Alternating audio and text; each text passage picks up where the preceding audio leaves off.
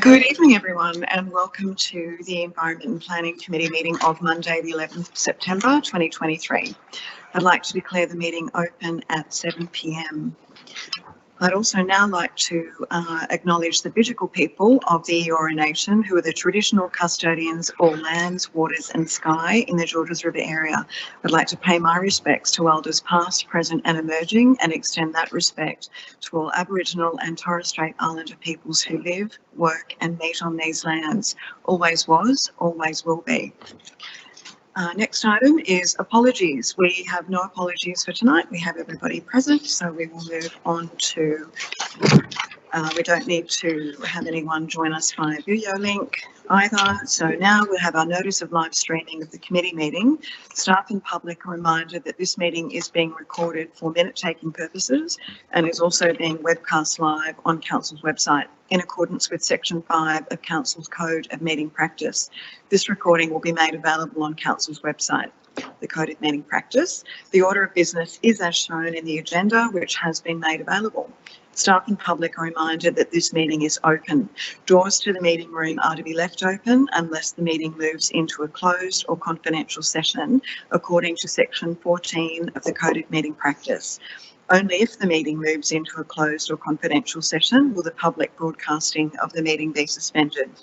Council's Code of Meeting Practice prohibits the electronic recording of meetings without the express permission of Council. Mobile phones must be turned to silent during the meeting, please. Disclosures of interest. Do any councillors have any interest to declare tonight? No? Great. Okay. We'll move on to our public participation on items on the agenda.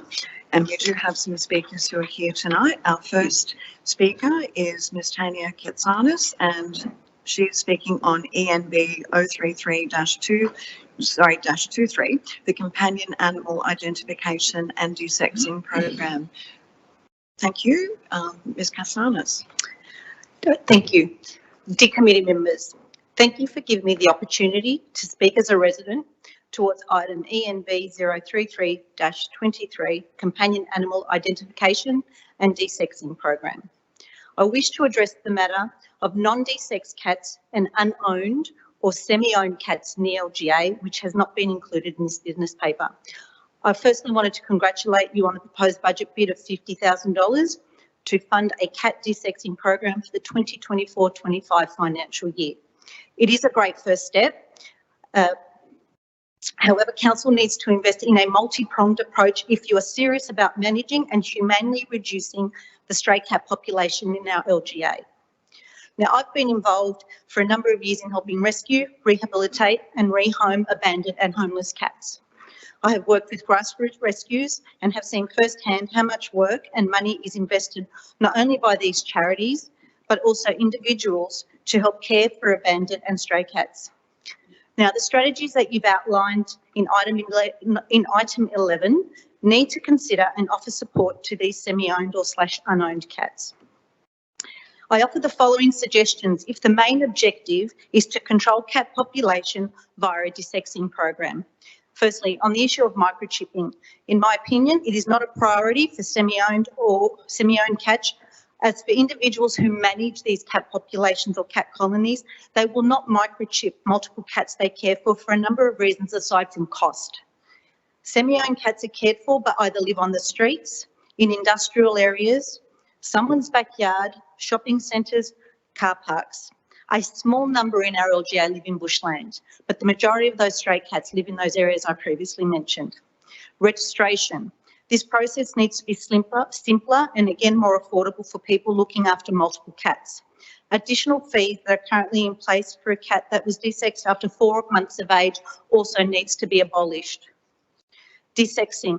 This, in my opinion, is the #1 priority that should allow people who actively involve in cat rescues to have no restrictions to the number of cats they are able to desex with more or less a no questions asked approach. Cats are prolific breeders and can breed up to 4 times a year.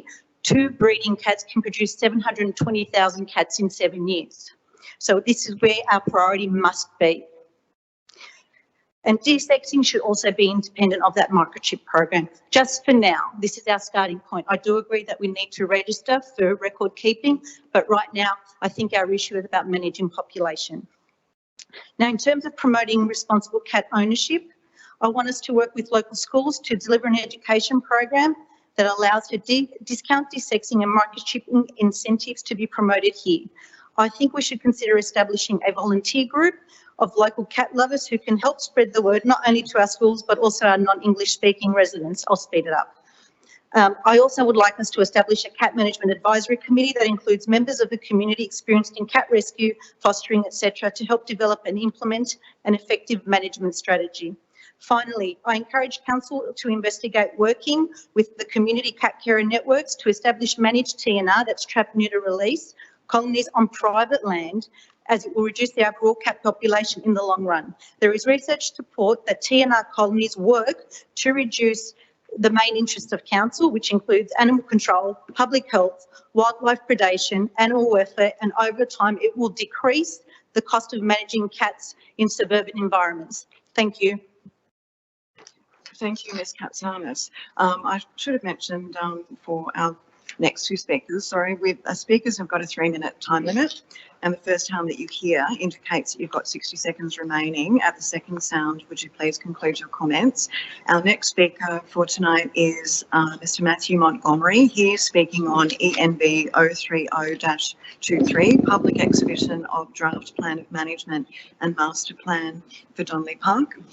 Mr Montgomery, please go ahead. Chairperson, Councillor and staff, my name is Matthew and I'm a resident of Connells Point. Thank you for the opportunity to speak.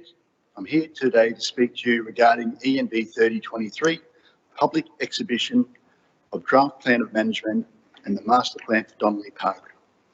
I would like to thank the consultants and council officers for the hard work in the draft of the Master Plan. There are many excellent improvements to the park that have been put forward, such as replacing the seawall, upgrading and replacing picnic facilities, and providing an exercise hub. However, I would like to bring to Council's attention Action 21. Provide native trees plantings along the park's northern and western boundary between houses with clear stem tree species to minimise impact on residents' views. This action only takes into consideration the impact of 5 low-lying residents viewed by planting clear stem tree species between houses. Connells Point's topography has inclines and hills.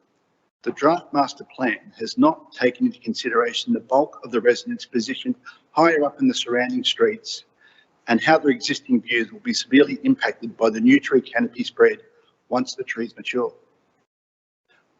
I purchased my family home 14 years ago and lived 150 metres away from the edge of the Northern Park boundary, and the planting of new trees will result in the loss of my family's uninterrupted views.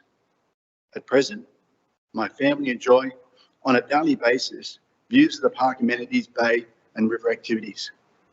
I purchased my family home based on the location and the uninterrupted view, as did many of my neighbours. If the trees are planted on the park's northern and western boundary, the view of this amenity will be lost to many of the residents of Terry Street, Lochmarie Crescent, Wisdom Street and Connells Point Road. A lot of Connells Point residents will be affected.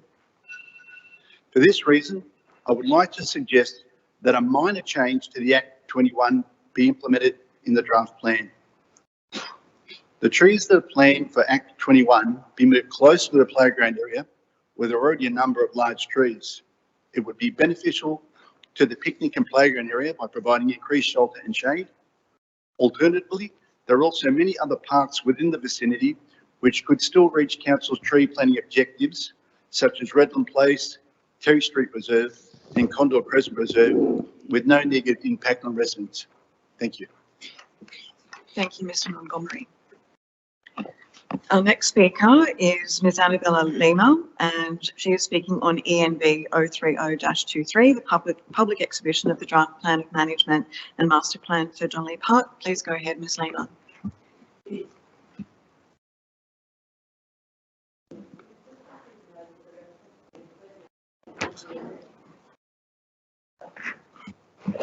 Oh, sorry.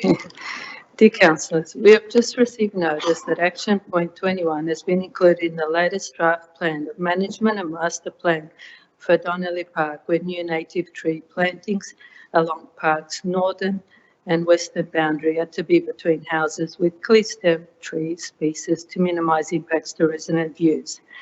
Upon careful review of this plan, we were very disappointed to see the council would take into consideration the direct houses along the park where the trees will be planted, but no consideration was taken for all other Connells Point residents with existing views. We realise we don't own views and are not purchasing views when we choose to purchase our properties next to our beautiful Connells Point Bay. What we are choosing is a beautiful location that sustains our well-being and choice of where to live. A lot of factors are taken into consideration when one purchases a property, with location and surroundings being a major factor taken into consideration. These trees, while small to start with, will likely grow very large trees with large canopies and devalue properties. Please don't get me wrong, I love trees and all the benefits they bring, but special consideration should be taken when they cause massive financial and emotional impact to residents that have lived here for many, many years. It's just unreasonable to impact residents who have invested millions of dollars to purchase, renovate homes that continue to enhance Connells Point for all residents, which in turn also increases the value of all Connells Point properties, whether they have a view or not. In addition to the above, I'd like to ask if council has thought carefully of the below impact. We have wonderful nature reserves around Connells Point with lots of spaces to plant new trees that won't impact residents and their well-being. Donnelly Park is right next to the water and can get strong winds, especially during storms. This could lead to damage and defects that make these new trees being closer to the water more likely to fall or break. That's it, finished? Oh, sorry.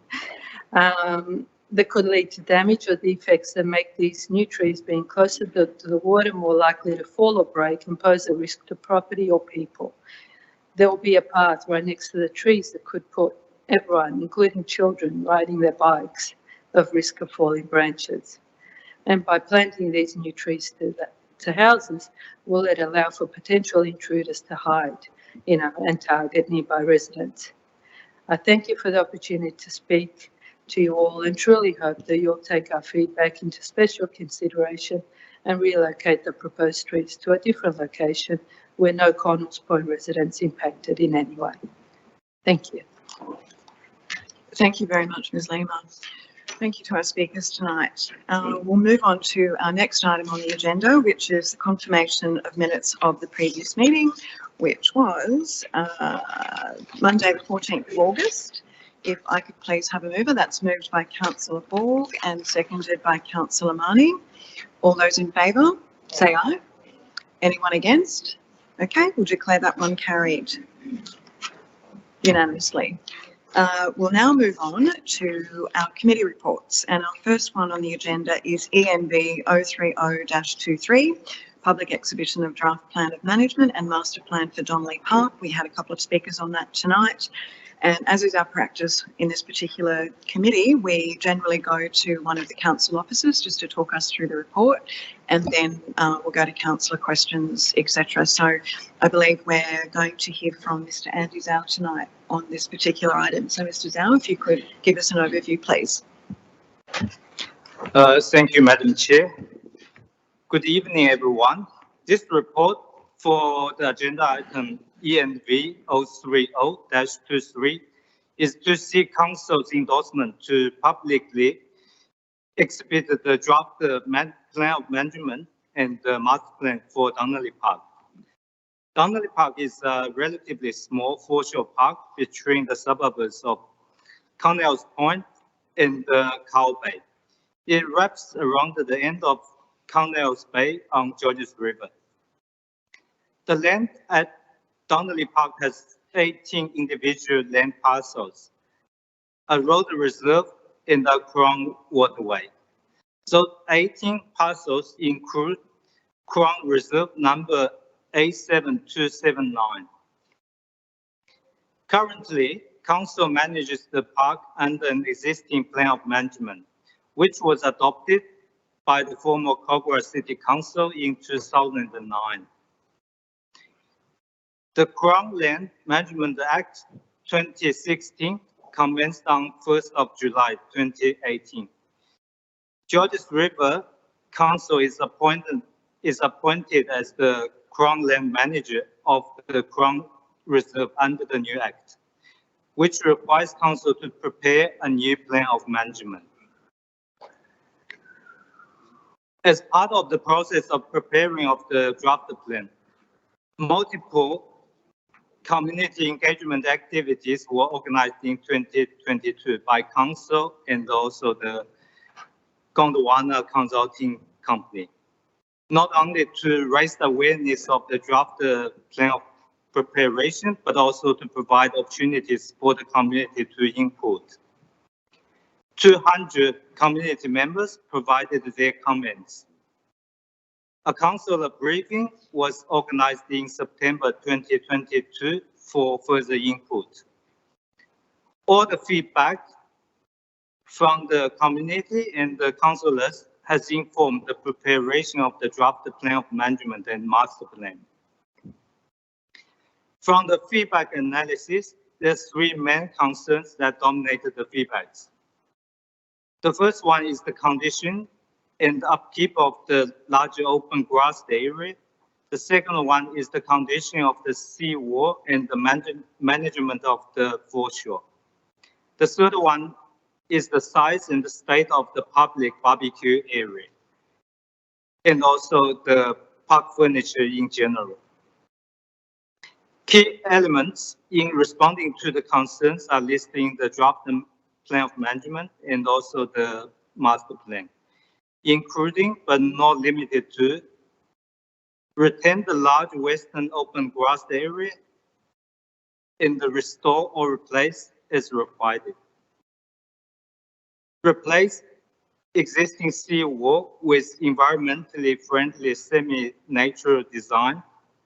The third one is upgrade, replace picnic facility, and enlarge the picnic barbecue area if required. Including the above, there are 25 actions listing the draft master plan. In summary, this report recommends Council: 1. Endorse the public exhibition of the draft plan. 2. Hold a public hearing for the proposed change to the land categorization. At the end, I would like to thank the speakers. We really appreciate your comments, and we encourage you to make further submissions during the public exhibition. We will consider your comments and to make the further amendment to the plan of management and the master plan. Thank you. Thank you, Mr. Zhao. Before we go to questions, councillors, I have a couple of questions I wouldn't mind. Perhaps if I could direct them to you, Mr. Jens, or to the director. We heard from some speakers tonight about item 21 was what you mentioned mostly, the fact of tree planting. Councillors have also received some emails from residents in the last couple of days, probably when they've become aware of this issue coming to council tonight. Is there how would we address those concerns? Would it be by species, or would it be by reviewing that particular item? How would be best to address some of these concerns? Through you, Madam Chair, I have just been speaking to Mr. Gins about this matter. So again, I'd like to thank the speakers and the speakers raising this issue. What I think it's probably, well, I'll put to the committee that we put the draft plan on exhibition. We've taken this issue on board this evening, of course, but we've also would encourage the speakers to lodge submissions as well. I think it's better that we look at the type of species, the location of the plantings as a whole in relation to the whole reserve. There was a fair bit of interest through the visioning exercise. I understand there were 200 people. Yeah. So I think by looking at putting it on exhibition, hearing what the community has to say, taking into account this issue of the action of 21. We then look at holistically, we look at probably, and Mr. Gins may add here, the location of the planting and the types of trees that have been planting, and of course the intent of what those trees are for. Mr. Gins, did you want to add anything?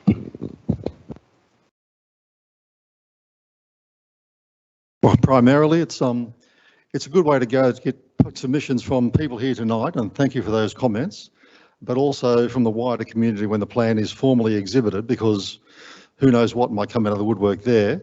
In terms of specifying species and that level of detail in the plan of management, I would suggest we avoid that, because a plan has to be an overarching document. If you lock in species types in a document as specific as a plan of management, then to change those species types down the track, you have to go back and amend the plan, which is a long and costly process. So that's why we include the words clear-stemmed open species. Gives you a palette of probably 10 or 20 species to choose from down the track without specifying one. It specifies the intent without specifying the species. So it gives you, I suppose you can look at a plan of management as either a tightrope or a corridor. And we tend to prefer plans that are a corridor.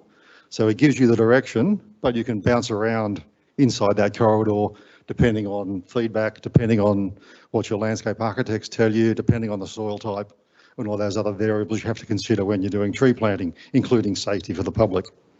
I would assume that, Mr. Gins, we could also put in something that does ensure that views are protected. We certainly have that in the actual body of the plan of management in Action GL10, which refers exactly to this issue. If I can just read that out if I can find it. GL10, it relates to Action 21 on the master plan. It actually says, undertake carefully located tree plantings along the park's northern boundary, as shown indicatively only on the master plan, positioned on the property boundaries between residences, using suitable clear-stemmed tree species to minimise impacts on neighbours' views across the park to Connells Bay. So you can see we try and have a bob each way on that. So tree planting for amenity for the park users, but also acknowledging the issue of views for the neighbours. Thank you, Mr. Gins. I appreciate that. I like that analogy, a corridor rather than a tightrope. I might use that myself. I think, councillors, do we have any other questions we'd like to ask of Mr. Zhao or the director or Mr. Gins? I'd just like to ask if I appreciate what the consultants said about taking the views into consideration, but I think from what the speakers raised was that it wasn't just for the people at the direct ground level, but those higher up in the suburb. And was that something that was considered in the commentary that was just mentioned? That's a very valid point, and the speakers that we hear tonight, I would encourage you when it does go to exhibition, at what point it gets there, to make a submission along the lines of what you've presented with us tonight, because these are the sorts of things that council and the council laws take into consideration once it's brought to their attention. And as a document as a whole, I think it's very well crafted, and I don't see that there would be a burning need for us to go through an amendment process now. I think the public exhibition processes, that's when you call for these sorts of comments, and the other emails that we've received from other residents, which are very similar to concerns to what you raised tonight. Now that's been brought to our attention, we're aware of it. So any other questions, councillors? Mr. Marnie, Councillor Marnie. Thanks, Madam Chair. Just the question about these. Obviously, the species haven't been determined yet, so the species could be a low-growing variety or a high-growing variety. And I guess to allay the residents' concerns, you might be looking at a lower-growing variety. And the other, I guess, the question is, if trees aren't planted in that spot, and council has I know they've got a strategy about planting all across the LGA in these different corridors. If they're not planted in that position, would there be alternative areas that can be planted so that we meet our canopy target? It's through the Madam Chair to Councillor Marnie. I'm assuming that we would do that, but I think Gondwana will have the very best shot to try and get the plantings on the reserve, but to have appropriate species in the appropriate location. So I think, but if not, yes, we still will continue with our planting program across the LGA to meet that target. Yes. Thank you. And I think the appropriate location are the key words there as well, aren't they? Thank you. Councillors, are there any more questions? Okay, could I call for a mover, please? It's moved by Councillor Ambi Hapeha, and would someone like to second that? I'll second And seconded by Councillor Borg. Thank you, councillors. So there's no more discussion. We'll put it. All those in favour, say aye. Oh, of course, yeah. Sorry, we do need to go around the room because it's a planning matter. Sorry, Ms. McKinley. Your vote, please, Mr. Mayor. For. Councillor Ambi Hapeha. For. Councillor Borg. For. Councillor Jamieson. For. Councillor Lansbury. For. Councillor Marnie. For. Councillor Wang. For. 7 votes for, unanimous. Great, thank you. We'll declare that one carried, and we will now move on to our next item, which is ENV 031-23. That's abandoned shopping trolley update, and we will be hearing from Mr. Hamish Bongers tonight. Mr. Bongers, if you could speak to this. Thank you. Thank you, Madam Chair. Good evening, everyone.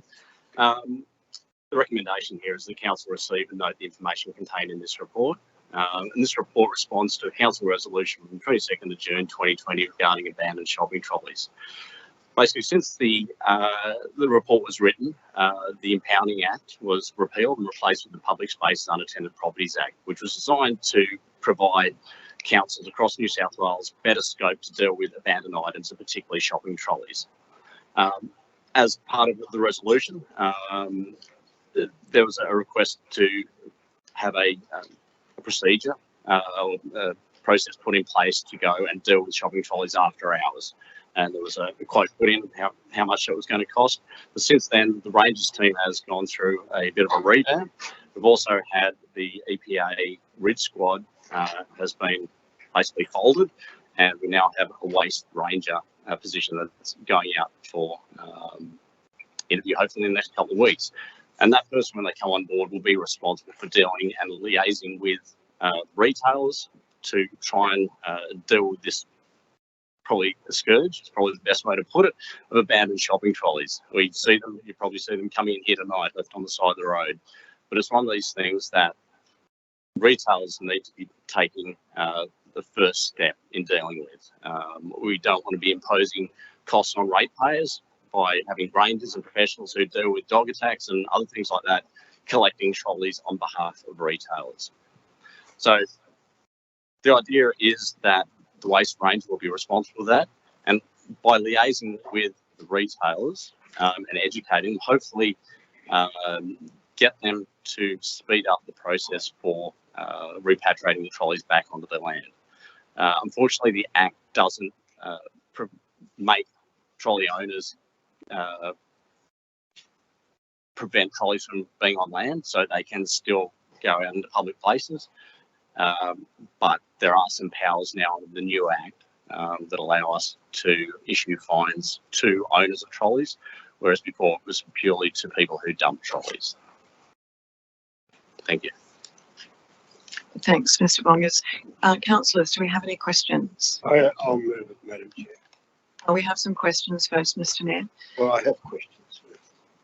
So you have a question? Yes, I have questions. Okay, what's your question? I have a number of questions. First and foremost, the person that we're intending on employing, the shopping trolley or whatever you'd like to call them, will they be available on weekends? Saturday seems to be a real problem. Saturday shopping with shopping trolleys. So they will form part of the Rangers team. So the idea is that they will they won't be on call, but they will be available for after hours call outs. So the intent is that if there's a requirement to go out, they can go out and deal with these things. Okay. The other questions that I have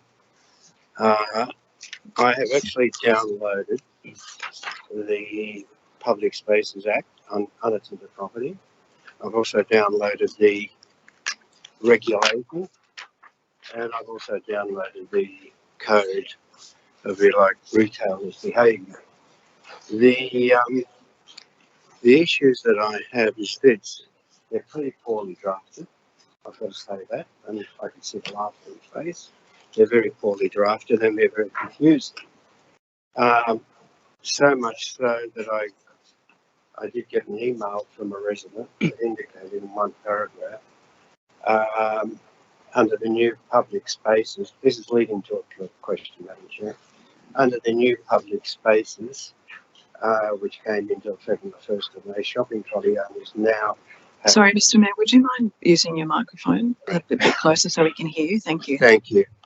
Under the new, which came into effect on the 1st of May, shopping trolley owners now have 3 hours to remove trolleys when they are an obstruction and safety risk, and 4 days when they're interfering with public amenity. After that time, council can issue fines of $660 per trolley, and that goes on from that. My reading of this, and I've posed the question to either one of you, my reading of that is that in the regulations, it says the minimum notice period is for a notice given in relation to shopping trolleys whose owner is the owner of fewer than 25 shopping trolleys 4 days after the notice is given, and for a notice given in relation to an animal or an item other than a shopping trolley referred to in paragraph A, three hours after the notice is given. So for me, it seems to be saying for an animal, they've got to take it over within 3 hours. But for a shopping trolley, it's 4 days. Am I reading it properly, or am I just confused? Thank you for the question. Look, I'll start off by saying the Act is confusing. I feel sorry for anyone other than a council employee that has to try and interpret it.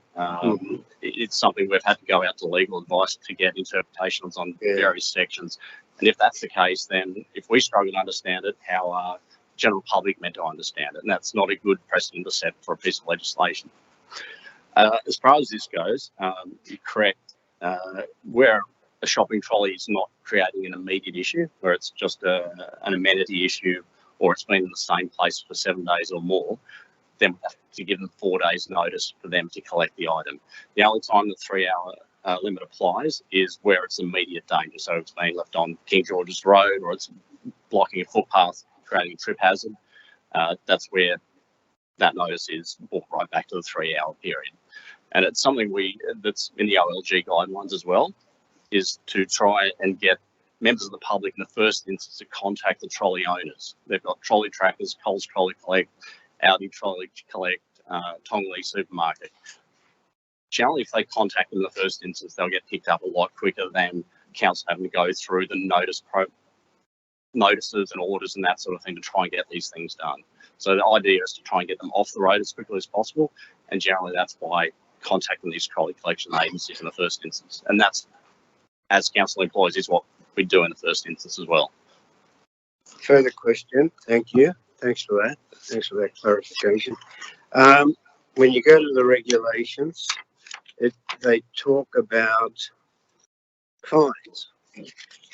Now, when they talk about a fine for a penalty for an individual, class 2 shopping trolleys, it says $1,320 for an individual and $2,640 for a corporate body. And then it has another section which talks about $660 in various other circumstances for shopping trolleys. Is that per trolley, or is that for a group of trolleys, a nest of trolleys, whatever? I'm not sure what the collective noun is for those, but I'll say nest of trolleys. It sounds good.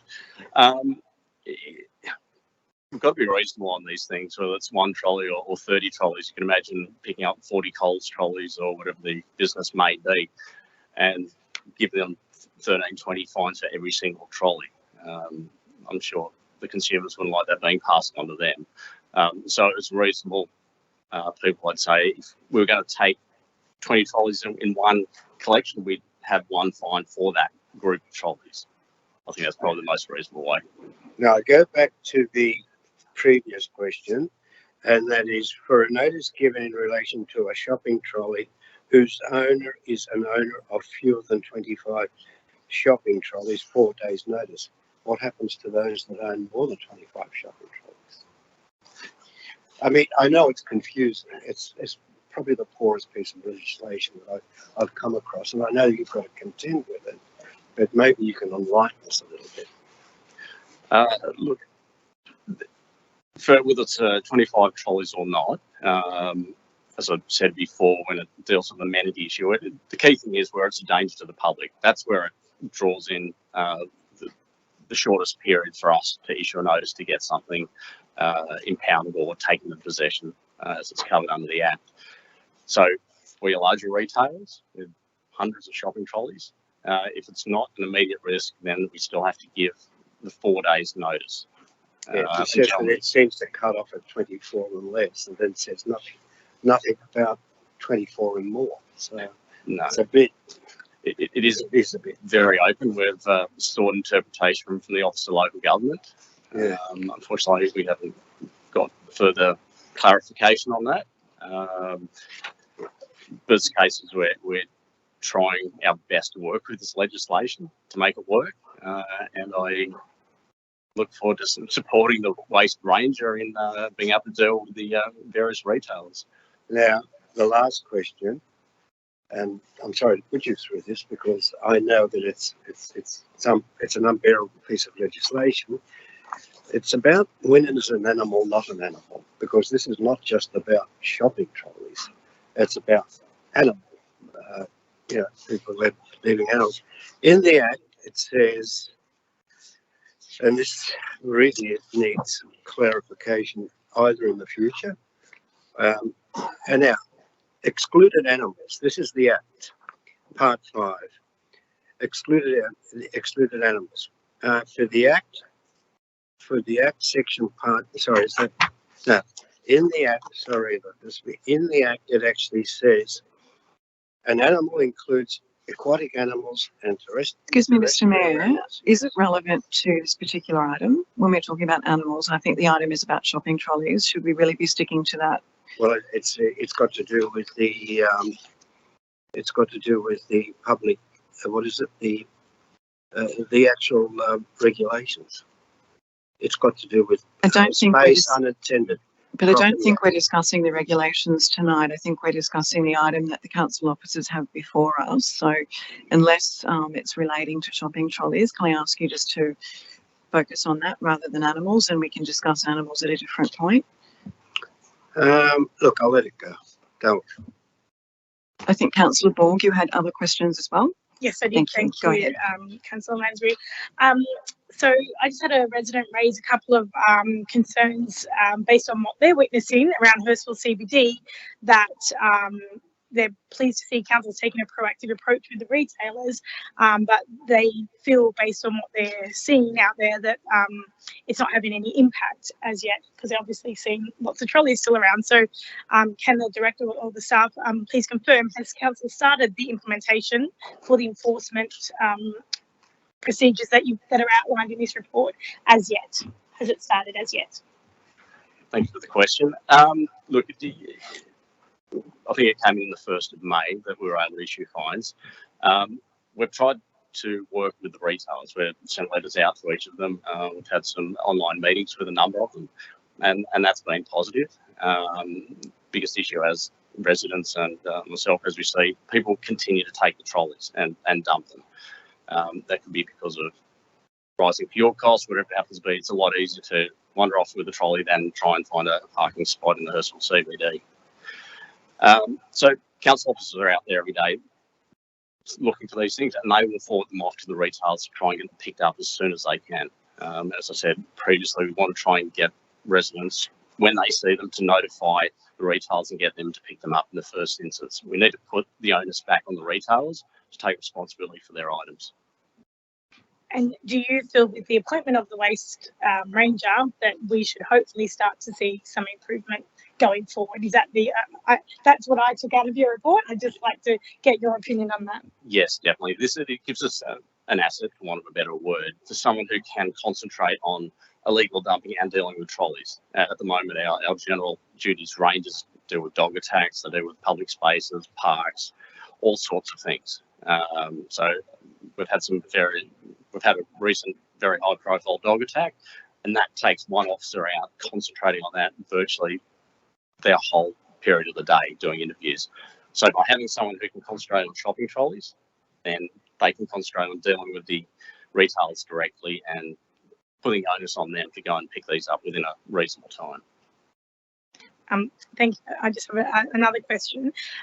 So this resident raised concern that they've made a suggestion that council consider developing an online reporting system for residents in an attempt to be able to establish the starting point of when the trolley was dumped and have some data to collect that. And their point, the concern they raised is that at the moment, when it's reported to the retailers, then they own the data, they own the information about when it was dumped and the tracking of that, and then they can potentially deny how long it's been there. So my question is, have council officers considered the utility of an online reporting system for abandoned trolleys to help track the time and date of a trolley being reported? And is this something that council could consider or you think should consider? Thanks for the question. Look, it already exists. We have the Log It, Fix It system on the council website, so anyone can log a request, whether it's for a dog attack, abandoned shopping trolley, illegal parking. I don't have the detail. Public spaces, I think it comes under public space section of that. So if someone scrolls through the Log It, Fix It, they can submit a shopping trolley request.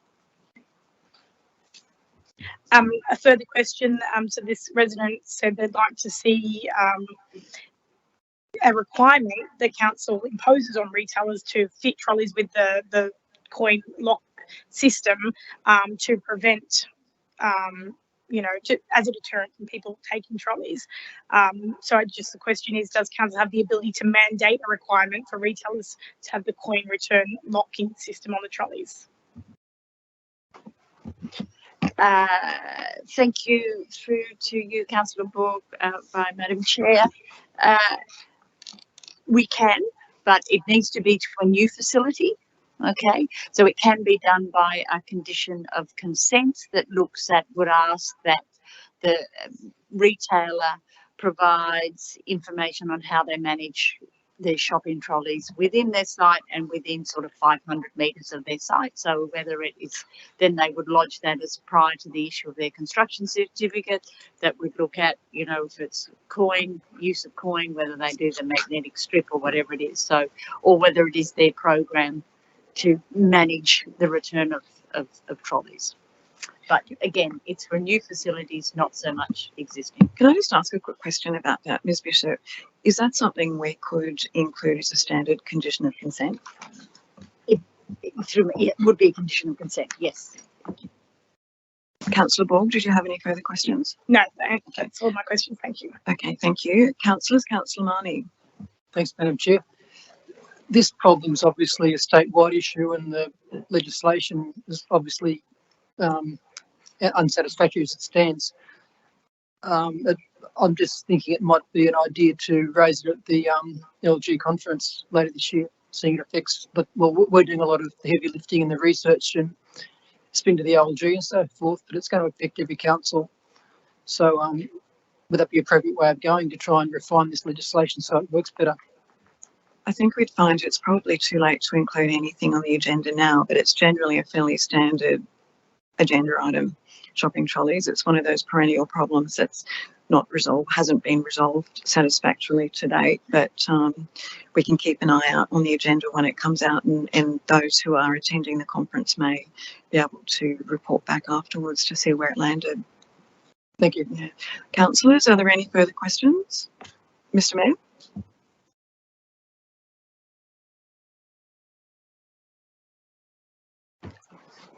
Sorry, can you just put your microphone on again?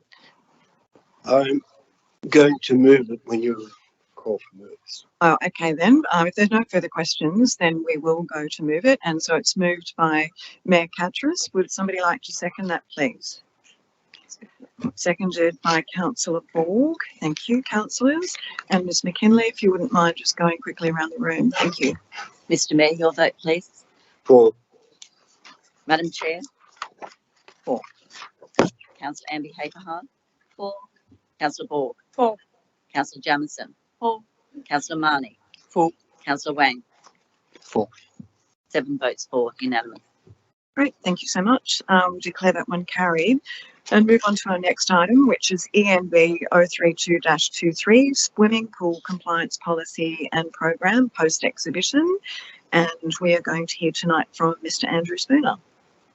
Thank you. Yeah, thank you, Madam Chair. Thank you, councillors. Council at its meeting on 22nd of May endorsed the draft swimming pool compliance policy and program for the purpose of the public exhibition. Those two documents were placed on public exhibition between the 30th of June and 30th of July. During that time, there are 101 views of that document on the Your Say portal. The policy was downloaded 29 times. Sorry, the program was downloaded 29 times and the policy was downloaded 19 times. Despite that significant amount of interest in those documents, we only had the one submission which added no material change or requested any material change to that particular document. And as such, the report recommends that council adopt those two documents as they were prior to going on exhibition. There's no material change required through that process, and put that to the council in relation to that report and that recommendation before you, and happy to take any questions. Thank you, Mr Spooner. Councillors, do we have any questions on this item? I do. Councillor Jamieson? It's a bit of a silly question, but I did read the submission. So how did you respond to them? Did you actually respond to them at all, or it's? Yeah, through the chair, councillor, yes, we write back to all submissions and advise them of the outcome of this, what happens tonight, and that their submission was considered as part of the report process. Thank you, Mr Spooner. Councillors, any further questions? Okay, can I call for a mover, please? Moved by Councillor Jamieson and seconded by Councillor Marnie. Thank you. Ms McKinley, would you mind please going around the room? Thank you. Mr Mayor? For. Madam Chair? For. Councillor Amby Haverhart? For. Councillor Borg? For. Councillor Jamieson? For. Councillor Marnie? For. Councillor Wang? For. 7 votes for, unanimous. Okay, thank you, councillors. We will declare that one carried and move to our next item, which is ENB 033-23, Companion Animal Identification and Desexing Program. And we will go to Mr Bongers again. I believe you're going to speak to this one too. Thank you. Thank you again, Madam Chair. I make the recommendation that council receive and note the information contained in this report. So this report responds to council resolution dated 28th of September 2020 on the Companion Animals Identification and Desexing Program. So I've done a background check through the Companion Animals Register dating back to 2010. So from 2010 to now, there have been 8,300 cats identified within the Georges River Council area. And of those, 3,600 or 43% are listed as not desexed. So that's quite a substantial number of identified cats that aren't desexed. So the Companion Animals Act requires that animals be identified from 12 weeks of age with their owner's details put on the register by 6 months. One of the new features that's been brought in under the Companion Animals Act, it's probably been about 4 years now, is that for undersexed cats, there is a annual undersexed cat permit fee required. At the time of the report, it was $80. It's now up to $92. So by promoting desexing, we help give residents who have cats the opportunity to avoid having to pay that additional fee on top of their one-off lifetime registration fees. Again, this falls back within the Rangers unit. There was a restructure, and we now have a companion animals ranger whose job now is to deal with companion animals matters. And part of that is to educate the public on their rights and responsibilities with companion animals. So that's about dissecting responsibilities in public places, especially regarding dogs, but also the effective and responsible management of cats, because we need to be mindful of the biodiversity that's in the area and try and minimise the impact of any animals on our native animal colonies.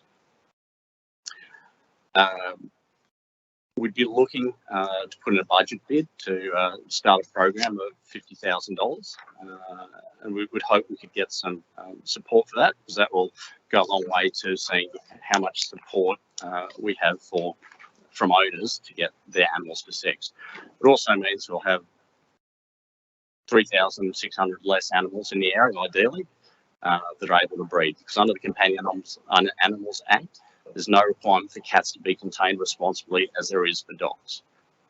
So by that, if we have under 6 cats wandering around, there's potential for unwanted litters. We want to avoid that. So ideally, this desexing program will help circumvent some of those unwanted litters. Thank you. Thank you.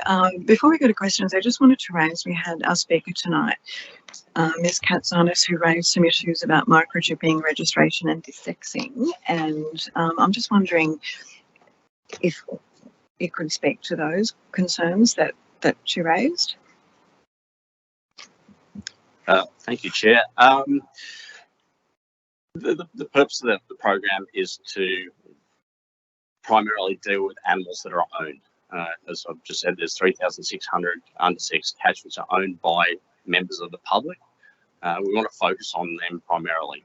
We need to make sure that everything we do is within legislative compliance. We don't do anything that's erring on grey areas. We need to make sure we're working with the Companion Animals Act, the Biodiversity Conservation Act, and within the Prevention of Cruelty to Animals Act. So the council doesn't want to be in a situation where we're in a grey area. We need to make sure that we're working within legislation. And I think this is probably the better option. Okay, thank you. Councillors, do we have any questions? Councillor Jamieson. Hi, yeah. Question I have. So I think Ms. Castanis raised the issue about non-owned cats, which I guess that's what you're sort of alluding to. So we can't really desex non-owned cats. They can only be registered cats before we can desex them. Or is there a way that we can actually help people desex cats that are sort of part owned or non-owned?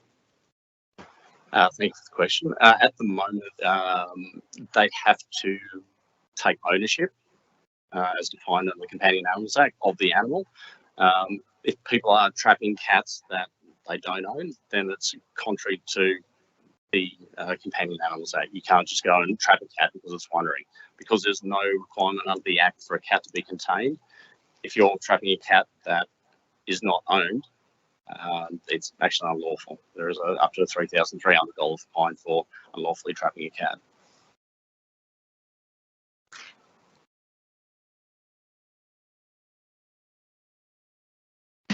Is that what you meant when you said about we don't want to go into a grey area? Is that the reason why you're only focusing on owned because of that legislation? Is it legislation preventing you from doing what Councillor Jamieson just said?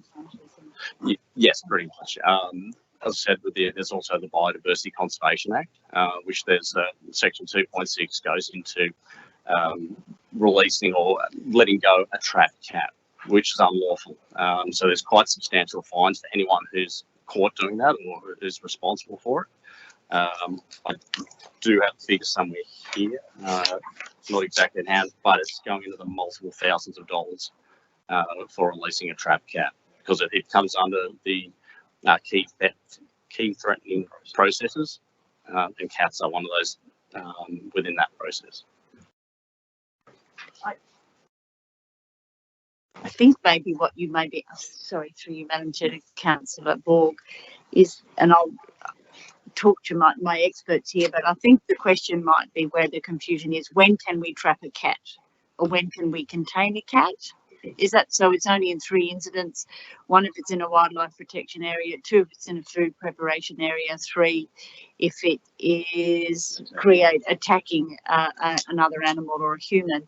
We are not in a position to capture or trap a cat and de-sex it unless it's in those situations, or it's owned, which I think what Hamish was saying, that legally we can't do it unless it has been owned by someone or is in those 3 areas.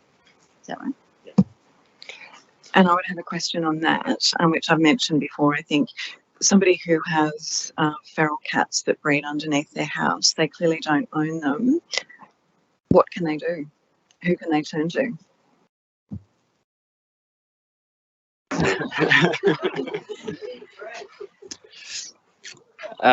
Thank you for the question. There's a reason why I have the haircut that I do. I must start by that. The Companion Animals Act is one of the more difficult acts to deal with. We're heavily constrained when it comes to dealing with cats, whether we want to deal with them proactively or not. As Meryl said, there's only 3 sections that we can actually deal with cats on. There's probably 20 sections to do with dogs. If someone's got a dog off leash, or it's not registered, or it barks too much, we can give out multiple fines. For a cat owner, a cat can go and attack another animal and kill it, and we can't issue a fine for it. So there's a big discrepancy with how companion animals are dealt with. So it's really the Dog Act with a reference to cats in it. So in short, there's not a lot we can do with feral cats. It's a frustrating situation, but lawfully we can't go in and trap a cat because it hasn't a feral cat unless it has threatened or to attack or has attacked another animal.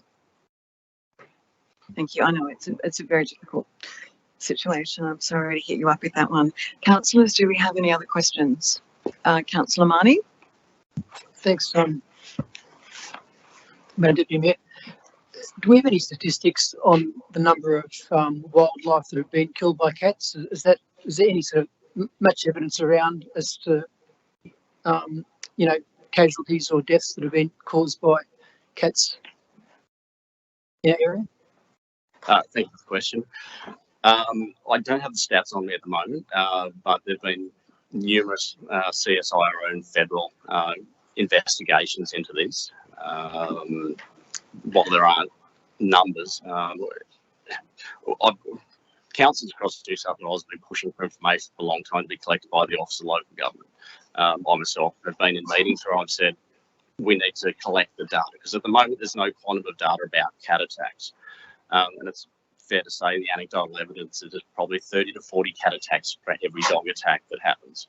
And it's a frustrating situation that we don't have that data being collected by our peak body, so that when reviews come about within the state for review of the Act or acts relating to cats, that information isn't there to make an informed decision. Thank you. Councillor Jamieson, did you have another question? Yes. So just to clarify, council can't go and de-sex cats, but if somebody finds cats, will the council pay for the de-sexing of the cats in this $50,000? If they are the owner of the cat, then yes, they need to ensure that they are the cats, the person's cats. You can't just go and pick up a cat off the street and say that's mine. If it is their cat, that's fine, but you can't just take a cat. That's theft. Even if it's under their own house, that's... If they're feeding it, then by the definition of the Act, they're the person responsible for it, then they can do that. So that's fine. Does it have to be registered? Is that how do they have to be registered to show ownership, or just what you said, they just have to demonstrate they're caring for it? So under the Act, I don't have the definition right with me at the moment, but basically if you're taking care of the cat and its welfare and its well-being on your property, then you are technically the owner of it. I think we haven't developed this program, so I think what's been answered at the minute is hypothetical. Until we develop the program and work out how that $50,000 will be spent, if we get secure it through the budget, we will then work out all those issues, whether it's means tested, does it, do you have to, if you bring the cat in, does it have to be registered? We would need to work that out. So. Okay, Thank you. Councillors, any further question? Mr Mayor? Thank you, through the chair. Look, I just want a clarification. You mentioned that we're not allowed to do anything or cage a cat unless it's actually attacking, and you mentioned three aspects of doing something to a cat. If it's when it comes to feral cats, are you actually saying, it's just a clarification, that you have to, because you have to actually catch the cat with a bird in its mouth, or it's attacking birds to be able to cage? Is that how it works with feral cats? There's no distinction in the Act for feral cats, unfortunately. That's one of those things they leave definitions out of the Act for some reason, to leave it grey. So it says if the animal is threatening harm or has harmed an animal. So if you can see that it's prowling after a bird or a lizard or whatever it happens to be, that is the catalyst to allow us to trap that cat lawfully. Okay. Just a further question. I heard that the federal government's declared war on feral cats, and they're saying, they're quoting figures of 2 billion birds and other forms of wildlife have been killed by feral cats. Have you heard anything? Have they given you anything to go on? This is probably the fourth time I've heard the war on feral cats by the federal government. I'm yet to see anything actually come to fruition. But it's not a war on cats. We need to think of it as the welfare of cats, welfare of all animals. We look at dogs, they're required to be contained and responsibly maintained. There's no requirement for cats to be in the same situation. I ran some stats earlier this afternoon about the number of cats that we've had to pick up that have been found deceased in public areas. And no one wants to find their cat or their pet or get a phone call saying their animals died. It's an awful thing to get that phone call. But in the last 12 months, since August last year, there's been 114 cats that we've had to pick up off public areas that have been found deceased. And of those, only 8 were actually identified correctly and could notify the owner. And it's a sad situation. No one wants to see their animals. It's heartbreaking. Okay. But unfortunately, it's one of those things that, because they can roam, cross roads, anything could happen. But during that time, the same 12 months, there were no dogs picked up in public areas that were deceased. So it shows the clear difference between the responsible management of dogs and cats under the Act. Thanks, Mr Gongas. Councillors, do you have any further questions? Would somebody like to move the recommendation? Councillor Jamieson, I believe you have an amendment. Yes, I do. Could you read it out, please? Yep, so there's a part B that the council endorsed consideration of funding the companion animal desexing program in the 2024-2025 budget. Okay, so the amendment is up there on the screen, councillors. I'm going to call for a seconder, please. Councillor Borg is going to second that. Thank you. Okay, we've all had a chance to read that small amendment. We'll put it to the vote, please, Ms McKinley. Mr Mayor, your vote, please. Madam Chair? 4. Councillor Ambi Hay-Bahar? 4. Councillor Borg? 4. Councillor Jamieson? 4. Councillor Marnie? 4. Councillor Wang? 4. 7 votes for, unanimous. Great, thanks, Ms McKinley. So we declare that one carried, and we'll move to our final item of the night, which is ENB 034-23, the proposed planning proposal for 28 Carlton Crescent, Cogra Bay. And I believe we'll be hearing from Ms Molly Porter. Ms Porter, if you could give us a brief overview of this item. Thank you. Thank you. Through you, Madam Chair. This matter was first reported to Council on the 22nd of May this year, where a report on the potential heritage significance of number 28 Carlton Crescent, Cogra Bay was considered, and Council resolved to make an interim heritage order over the site given its likely heritage significance, threat of harm due to development application number 2023/0025, and also to allow a detailed heritage assessment of the site to be undertaken. Council also resolved that if the heritage assessment found that number 28 Carlton Crescent is of heritage significance, to prepare a planning proposal to amend the Georges River LEP 2021 to include the lot as part of the existing heritage item known as Bayview at 28A Carlton Crescent. The entire site comprises 2 allotments. Council's Heritage Advisor provided a Heritage Significance Assessment report for the site in July 2023. The report found that the site meets all 7 of the New South Wales Heritage Assessment criteria, including historical, associative, aesthetic, social and technical significance, as well as rarity and representativeness. It found that both lots are considered to be of equal cultural significance and neither one is mutually exclusive. They both rely on each other to complete the historical narrative of the site, retain the original design intent and protect the curtilage, setting, significant fabric and landscaped features, as well as physical and visual relationships. The Heritage Advisor's report also provides evidence that the intent of the original heritage listing was to include both Lot 21 and 22 in their entirety and to be managed and protected as a single heritage item, although only Lot 21 is identified in Schedule 5 and mapped accordingly. The report noted that this is considered erroneous and the heritage listing of the site should in fact be inclusive of both Lots 21 and 22. So the entire site and all of its built and landscape elements of identified cultural significance and value are afforded appropriate statutory protection. So a draft plan proposal to amend the listing of the existing heritage item has now been prepared, and it's recommended that the PP be forwarded to the Department of Planning and Environment for a gateway determination, and if this is granted, that it be placed on public exhibition. Thank you. Thanks, Ms Porter, for that report. Councillors, do we have questions? No questions at all? Okay, could I call for a mover? Okay, so Councillor Borg is going to move it, and would someone like to second it? Councillor Ambi Hay-Pahar.